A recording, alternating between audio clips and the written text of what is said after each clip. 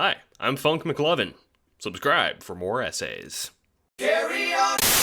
Carrion is a game where you are the monster. You feel like the monster. You play as the monster. Much like Portal 1, it's a game that has an interesting conceit, memorable challenges, an engaging story, and doesn't overstay its welcome. I finished Carrion in 2 play sessions, maybe 4-hour tops, and there aren't many secret areas other than a single chain of collectibles, so even if you finish the whole shebang 100%, you're only looking at a few sessions tops. That isn't a complaint, of course. In fact, I think "I wish it were longer" is high praise. Basically, you play as an amorphous mass of tendrils that slithers through a facility, trying to make its way out, otherwise known as my morning routine. Back here again, can't get enough. JoJo explains some interesting stuff. I hesitate to call it a Metroidvania, but that's the closest approximation I can think of. You play through a series of dungeons, each which contain a skill to unlock more areas, making your amorphous blob stronger as time goes on.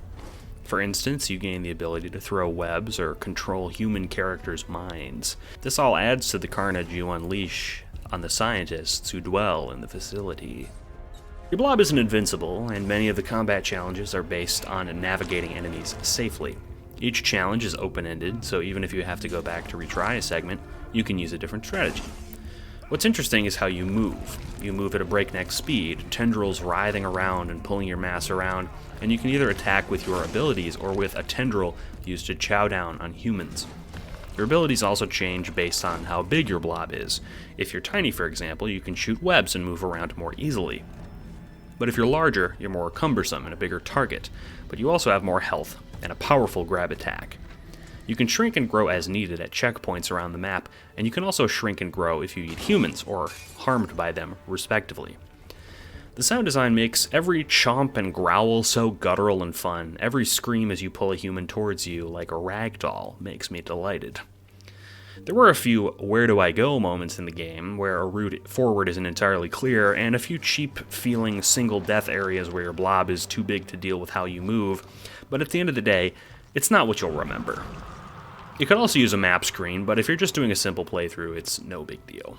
There are also story segments where you play as a human, which creates further intrigue for the game's eventual ending and gives some context to the people you are chowing down on.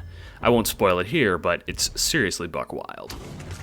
I've seen this called a reverse horror game, which is probably the most accurate. Instead of a helpless person, you take a role of a merciless monster eating all in your path, and every gameplay feature adds to this feeling. For $20 on PC and Switch, it's a steal. You can wait for a sale if you're a cheap bastard, but I can't recommend Carrion enough.